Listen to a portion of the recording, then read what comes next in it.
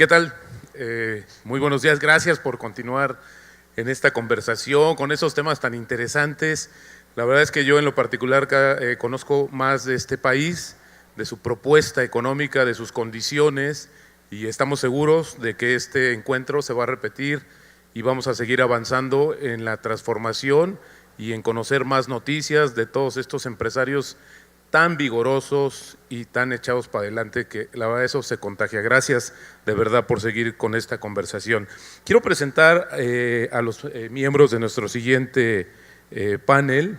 Aldo Micheletti, que es CEO de Milenio Capital. Aldo, bienvenido. Muchas gracias, Rodrigo. Víctor González Herrera, presidente de Farmacias Similares. ¿Qué tal? Buenas tardes. Gracias. También Federico Pedreira, director de operaciones de Avianca. Hola, muchas gracias. Y tenemos a José Gregorio Vaquero, CEO de CMI Alimentos. Gracias, Roberto. Muchas gracias, de verdad, por estar aquí. Bueno, el tema es que la pandemia, pese a que fue un amargo paréntesis en la actividad económica de todo el mundo, no fue parejo para todos los sectores ni para todas las empresas. Es interesante ver cómo aceleró el proceso de transformación digital y cómo hoy las empresas tradicionales, digamos, también tienen cabida y tienen que estar literalmente buscando esas oportunidades de sumarse también a la transformación digital, diría una parte esencial de los negocios. Y quisiera comenzar con una pregunta para cada uno de ustedes, si me lo permiten, para justamente arrancar el diálogo. Y la primera sería para Aldo. Mi pregunta es, pese a esta democratización en la digitalización, el proceso implica inversiones. ¿Hay o hubo programas de financiamiento específico para este sector?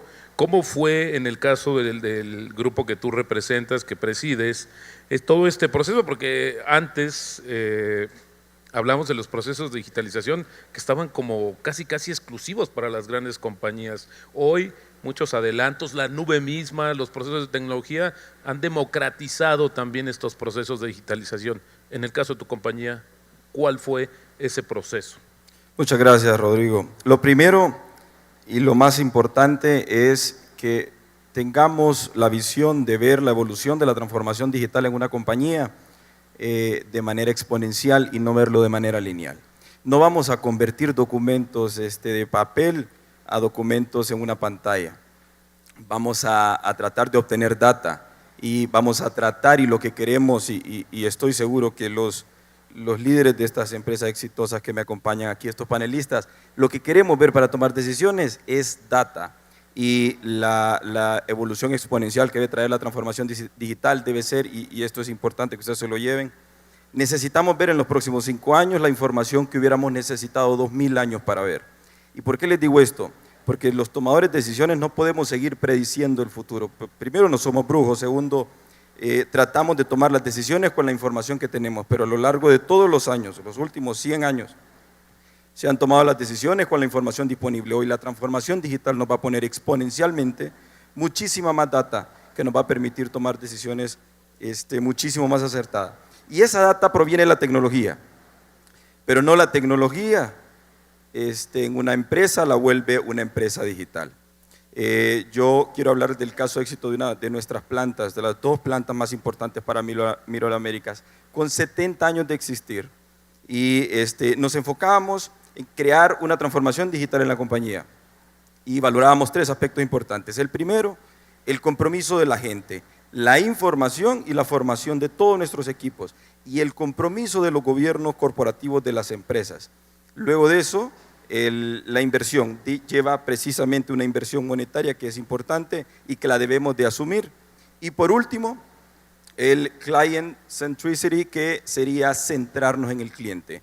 Cualquier transformación digital debe tener un impacto en el cliente.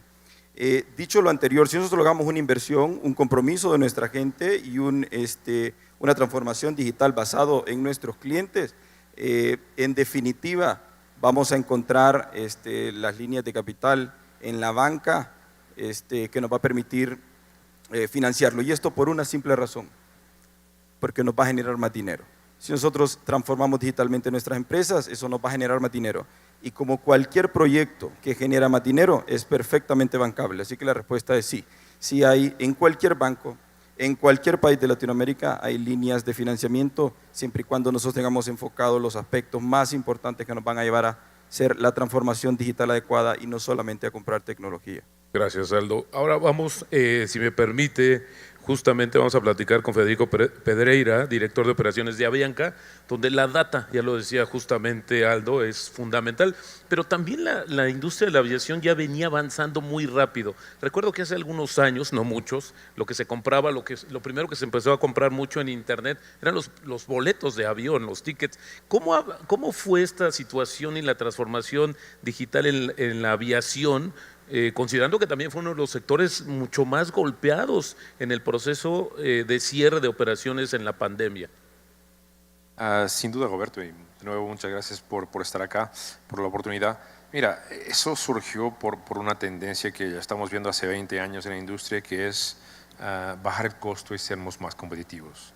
La industria de aviación, yo creo que todos los 20 años, 10, 20 años se tiene que reinventar, y en estos últimos 20 años lo que hemos visto es que se volvió una industria masificada, con acceso a mucha más gente, lo que es increíble, era una buena cosa que teníamos hace 10, 20, 30 años atrás. Entonces se necesitó de cambiar porque empezamos a entender que el pasajero quería algo distinto. El pasajero que lo que quiere es, especialmente en vuelos más cortos, no quiere un servicio, una comida, quiere precio, ¿no? Entonces esa necesidad de cambio y digitalización salió de esa necesidad de supervivencia, ¿no? De bajar costos, ¿no? Te doy algunas ideas. Avianca pre-pandemia tenía un costo unitario sin el fuel de 6 centavos de dólar. Hoy estamos en 4, vamos a finalizar el año en 4 y queremos llegar al final de 23 alrededor de 3. O sea, estamos hablando casi un 45% por ahí entre el 2019 y donde queremos llegar fin del próximo año. Y estamos claros que si no lo hacemos, no va a haber Avianca en 10 años, ¿no? Entonces, claramente, esa necesidad de sermos más competitivos, ¿no? Y el segundo punto también, una tendencia muy fuerte, que es de que la experiencia del pasajero se torne cada vez más fácil, ¿no? En todo el proceso. O sea, desde el momento en que usted entra y quiere comparar los precios en internet entre varias aerolíneas para escoger cuál es la mejor para usted, hasta el proceso de la compra, que tiene que ser rápido tanto por su app como por la página web, algo que en este momento, por ejemplo, tenemos un proyecto gigantesco del relanzamiento de la página Avianca del próximo año, como después toda la parte que viene después, quiere cambiar el vuelo, puede hacer a través de herramientas digitales, ¿okay? Hay un problema con la operación, como ayer, por ejemplo, en Colombia, por mal tiempo tuvimos que alterar 200 vuelos. El pasajero automáticamente va a recibir la información que el vuelo está retrasado, le va a decir por qué, y en algunos casos, si tenemos que cancelar vuelos, ya le da la propuesta de qué hacer, ¿no? Entonces, desde el momento de la compra hasta el momento del postventa, de la experiencia, o sea, darle una libertad de escoger su camino y la facilidad de ese proceso. Entonces, yo te diría que al final una necesidad, por un lado, por el tema de costos, ser más competitivo, sobrevivir, y por otro lado también de hacer la vida y la experiencia del pasajero algo mucho más fácil y agradable. Exacto, algo que justamente mencionaba Aldo es esta experiencia del cliente, cómo hoy nos debemos al cliente como tal. Pero vamos a platicar justamente con Víctor González Herrera, y un poquito antes incluso de la pandemia, Víctor, si me permites, ¿cómo vino a transformar la fotografía urbana y de muchas poblaciones estas cadenas de farmacias que ponían más cerca del cliente los medicamentos? Algo que es esencial y que es básico. Creo que es un tema que transformó de entrada ya la industria de distribución de medicamentos. Luego viene el tema de la pandemia, donde también vimos cómo, pues, obligados por las circunstancias, también hubo una mayor demanda, crecimiento, actividad, diría, de los sectores que salieron altamente favorecidos por las condiciones. Mi pregunta es, hoy, con toda esta situación de la experiencia del cliente, la data, lo que está sucediendo y las tendencias, ¿cómo tomar y aprovechar esa coyuntura, esa inercia que ya viene para el negocio de las farmacias, en el caso de la que tú presides, Víctor? Muchas gracias, Rodrigo. Sí, fue una curva de aprendizaje muy extensa, la pandemia. La verdad, nos dio muchos aprendizajes y coincido principalmente a través de la tecnología, enfocados en la tecnología, pudimos entender el nuevo comportamiento de compra del cliente. Entonces entendimos que pues, a raíz de la pandemia la gente ya no estaba saliendo a los centros de las ciudades a hacer sus compras porque ya no iban a trabajar, se quedaban en sus casas. Esto nos llevó a un extenso análisis de qué es lo que estaba pasando y a raíz de eso pues decidimos tomar decisiones y llevar, como bien lo dices, las farmacias a los clientes. Entonces, en vez de contraernos, optamos por una estrategia agresiva donde empezamos a abrir más, porque nos empezamos a dar cuenta que al irnos a las colonias y poner las farmacias en las colonias, empezamos a recibir nuevos clientes y una migración fuerte y alta de clientes de otros lugares. La conveniencia se volvió un factor trascendental, ya que había la necesidad de la compra de medicamentos y suplementos para prevenir o combatir el COVID. Y bueno, al estar cerca de la gente fue un factor súper importante. Por ejemplo, un dato duro, lo que nos tomaba antes de pandemia, la maduración de una farmacia era de 4 años, lo estábamos logrando en 1 año. Entonces, esto, al estar muy pegados a la tecnología y tener sistemas inteligentes que nos podían decir qué es lo que estaba pasando en el mercado, pudimos tomar muy buenas acciones y ver esta crisis como una oportunidad y sacarle provecho, obviamente siempre con el enfoque de ayudar a nuestro cliente, ¿no? Acercarle la salud, que era pues, el bien más preciado y en ese momento cada vez más, ¿no? Todo el mundo pues, necesita salud, es algo básico. Luego, número 2, un pilar 2, la comunicación cambió. Nosotros trabajamos mucho con los medios tradicionales y esto nos obligó a migrar a los medios digitales o apostarle más a los medios digitales o a los canales digitales. Entonces, los espectaculares, los impresos ya no funcionaban porque la gente no estaba en las calles. Entonces, esto nos forzó a observar y a ponerle más atención y a seguir comunicándonos a través de la tecnología, de los medios digitales. Aprendimos muchísimo y esto también nos abrió los ojos para entender el valor de esto, ¿no? Cómo tenemos que apostarle mucho más. El mundo moderno, si bien sabemos, antes de pandemia, pues pasábamos todo el tiempo, normalmente pasamos mucho tiempo en nuestro día en el celular, pero en pandemia era prácticamente todo el día. Entonces, entendimos esto y así empezamos a comunicarnos con nuestros clientes. Por ejemplo, también aprendimos TikTok, la herramienta TikTok, qué fuerza tiene TikTok por el algoritmo que tiene, que le permite a uno llegar a millones o a miles de personas, ¿no? Entonces empezamos a entender cómo de repente un TikTok orgánico ahorita, ¿no? Nos subía las ventas de la noche a la mañana un 200%.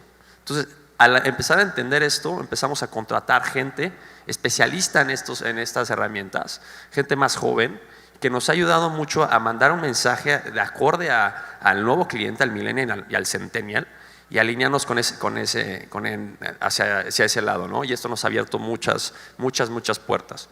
Hoy orgánicamente puedo decirles que tenemos más de 50 millones de reproducciones en TikTok, pero fue porque le apostamos al canal, entendimos que es lo que viene y tenemos que adaptarnos.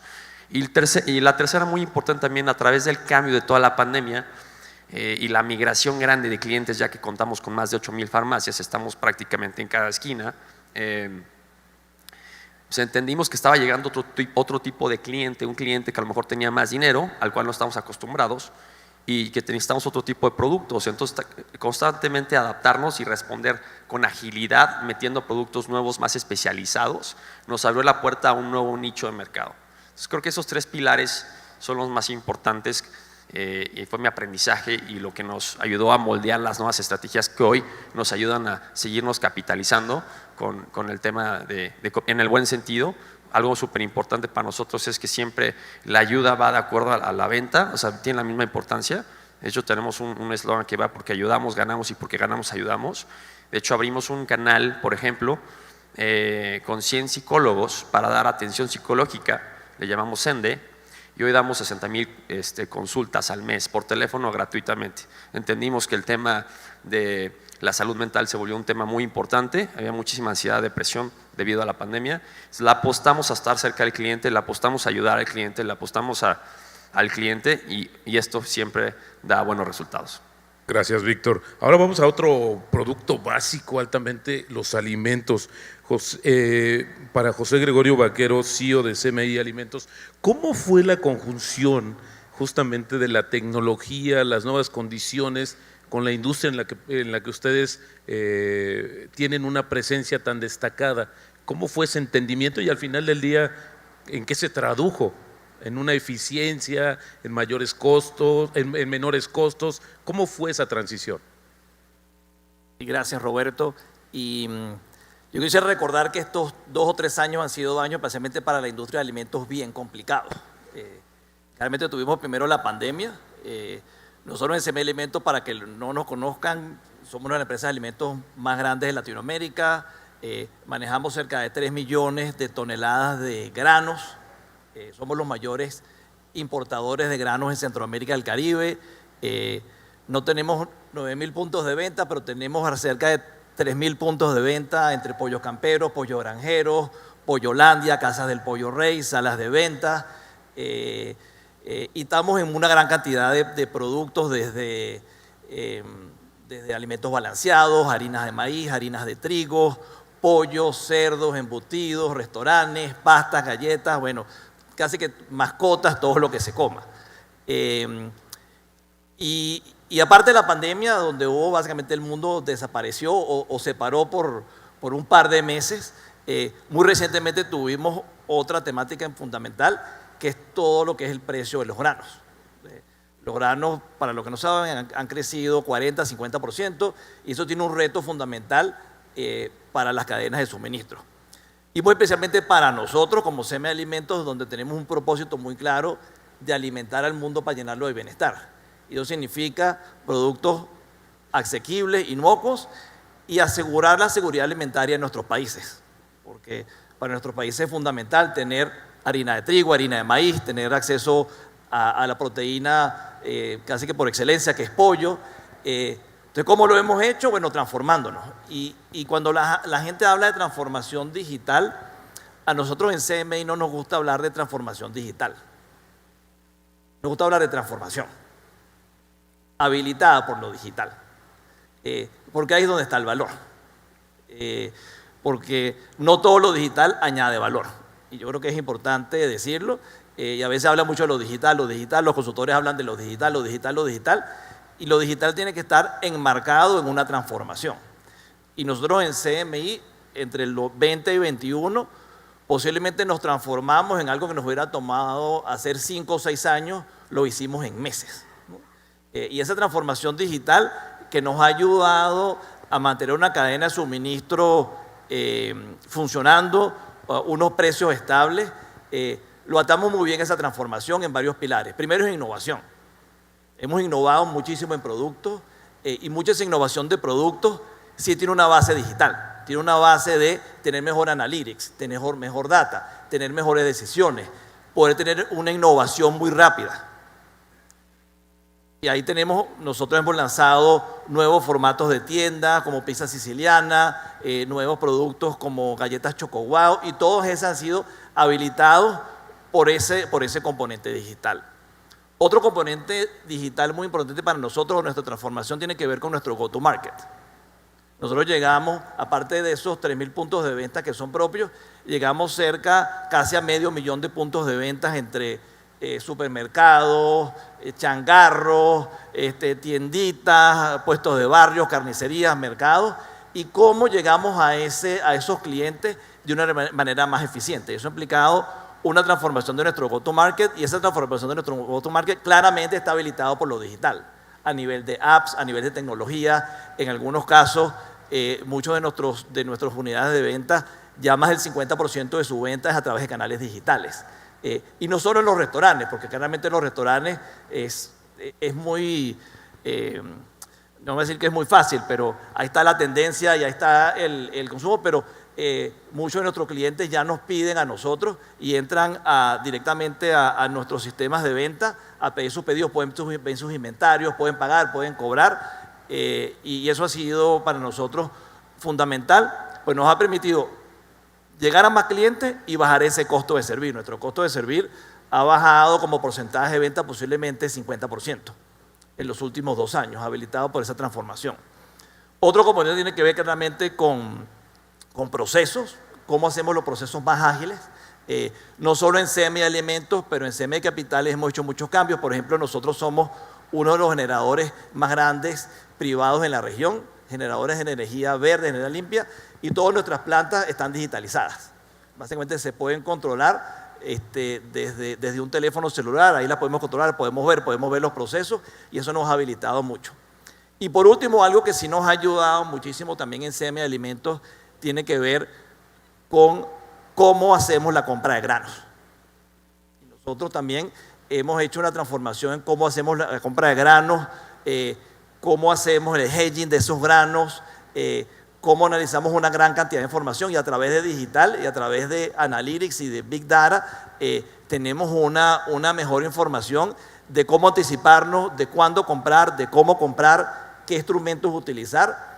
Y eso nos ha facilitado, nos ha ayudado muchísimo a bajar ese costo, y muy importante a mantener la cadena de suministro eficiente. Entonces yo creo que a nivel de mensajes no es una transformación digital como tal, es un componente de una transformación de negocio que la habilita y la exponencia.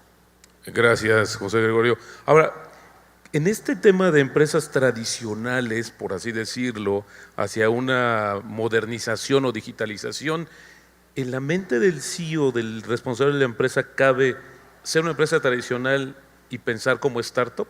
¿No? El startup mindset. Es bien importante. En el Grupo Milenio, de hecho, tenemos un programa que se llama Startup Mindset, pero va dirigido en dos sentidos. Uno es el empoderamiento del pensamiento de dueño de todos los colaboradores. No solamente del gobierno corporativo, premiamos y formamos las ideas, las iniciativas de todo nuestro equipo, desde el personal de planta hasta nuestros equipos corporativos, administrativos, o los mismos gobiernos corporativos de las compañías, todo aquello que intrínsecamente aporte un valor a la compañía, un valor que se pueda medir mediante una métrica que tenga un beneficio directo para nuestro cliente o un beneficio financiero para la empresa. Esto es un pensamiento de Startup Mindset. No solamente el Startup Mindset debe estar ligado siempre de una manera de tecnología, aunque por la razón y la nomenclatura y del entorno que vimos post pandemia de la tecnología, la mayoría de los emprendimientos están ligados al tema tecnológico, no necesariamente funciona así. Pero el Startup Mindset debe ser un must, algo muy necesario en la estructura de una compañía. Y el segundo componente, el primero te decía era el pensamiento dueño, el segundo es cómo utilizamos nosotros de la mejor manera la data que tenemos disponible para poder parametrizar mejor los logros que alcanzan nuestras compañías. En las plantas industriales que tiene la compañía, hemos logrado llevar toda la métrica de los KPIs a través de los sistemas integrados de optimización de planta que utilizamos, la parte de las auditorías y las certificaciones globales que la compañía tiene, y las hemos llevado a que se manejan hoy en día de los team rooms, de las salas de team rooms y las pizarras,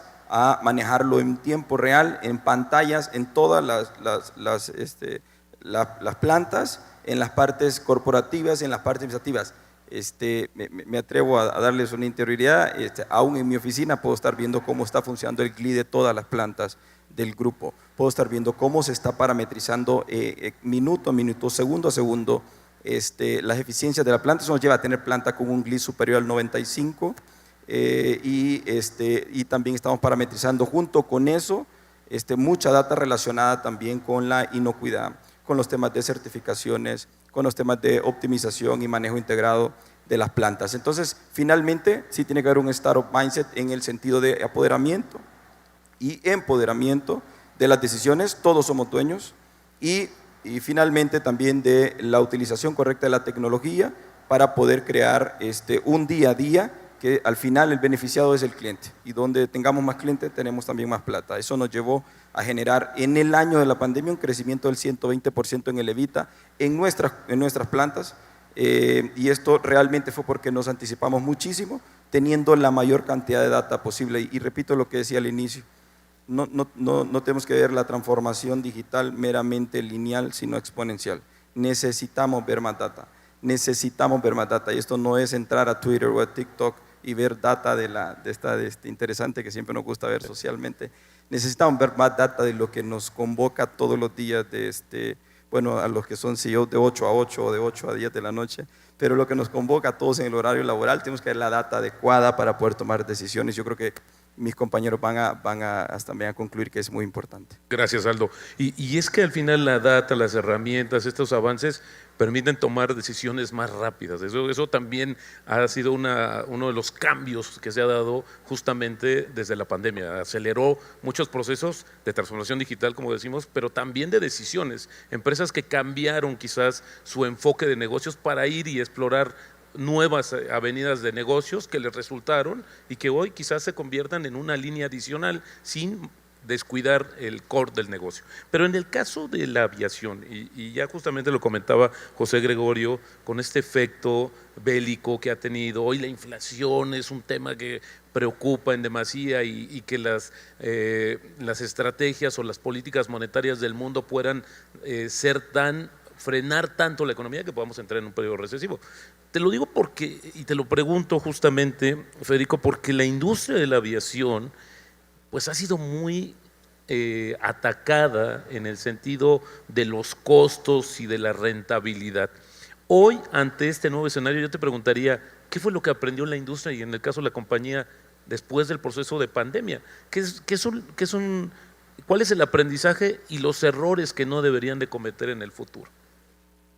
Mira, tienes toda la razón y voy a empezar a responder tu pregunta por mencionar algo no de Avianca, pero de todo el sector en Latinoamérica.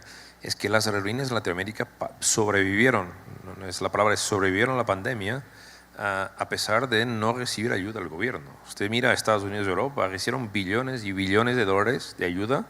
En Latinoamérica, 3 de las grandes, incluyendo Avianca, se fueron para Chapter 11, 2 ya salieron, 1 va a salir ahorita, pero logramos hacer todo ese proceso sin cualquier ayuda externa. Esto es increíble cuando usted piensa a los billones de dólares recibidos en Europa y Estados Unidos. Ahora, ¿qué es para nosotros gran aprendizaje de la pandemia? Flexibilidad, número 1. O sea, uno lo tiene que tener ya como empresa, pero en la pandemia era todo amplificado 10 veces. Usted no tenía ni idea de lo que iba a pasar el día siguiente, si un país iba a abrir y a cerrar fronteras, si la demanda iba a crecer, si iba a bajar. O sea, me recuerdo claramente, inicio 2021, empezamos a subir la operación 20-30%, llegó una nueva ola, la tuvimos que reducir al 50%. Entonces, eso claramente es un tema grande que sale de la pandemia. La otra es el tema que es lo que Avianca tiene 103 años y yo creo que es lo que nos atrae hasta ahí, que es la curiosidad, es cuestionar literalmente todo lo que haces. No es porque se ha hecho durante 50 años o 10 años o 5 años de esta manera que no se puede hacer de otra manera. Y ahí efectivamente todas las herramientas analíticas, la data, te ayuda a descubrir nuevos caminos, pero antes de más tienes que tener esa curiosidad mental de de cuestionar todo todos los días, ¿no? Es por ahí que vas encontrando los caminos. Yo creo que si hubiéramos pasado la última pregunta, que hubiéramos hecho algo distinto, o sea, el tema de tal vez, pienso, comunicar aún más con el pasajero, porque ninguna aerolínea estaba lista o preparada para la pandemia. Nuestros call centers de un día al otro pasaron a recibir demandas no de 10x, 100x. Imagínate, manejabas 10 llamadas al día, pasaste a manejar 1000. O sea, entonces esa parte fue muy difícil de cómo cuando no estás preparado, o sea, de haber encontrado otros canales para explicar al pasajero que, o sea, no, tenemos 10 millones de pasajeros que están pidiendo todos al mismo tiempo el reembolso y no hay una aerolínea en el mundo que sea capaz de hacerlo, pero que usted tiene que esperar. Entonces, yo creo que la parte de haber mejorado aún más la comunicación, explicando por qué las aerolíneas estaban haciendo las cosas como estaban haciendo, sería algo que mirando hacia atrás hubiera cambiado. Gracias, Federico. Ahora, Víctor, también el tema ahora de manejar tantos puntos de venta, para el caso específico de farmacias similares, te lleva a una empresa de logística como tal. Hoy, esto creo que es interesante porque al final del día tú podrías sumar otros productos porque ya tienes la cadena, ya tienes toda esta distribución. El tema es que lo has hecho, pero muy alineado hacia el sector salud. ¿Eso debería de ser un poco ser una decisión conservadora o de vez en cuando también hoy bajo las condiciones los empresarios, quienes dirigen las compañías, deberían de ir pensando quizás en otro tipo de paralelas o verticales de su negocio? Sí, es cierto. En nuestro caso, nuestro modelo de negocio son farmacias más chiquitas. Entonces tenemos un cierto límite en el número de productos que podemos meter.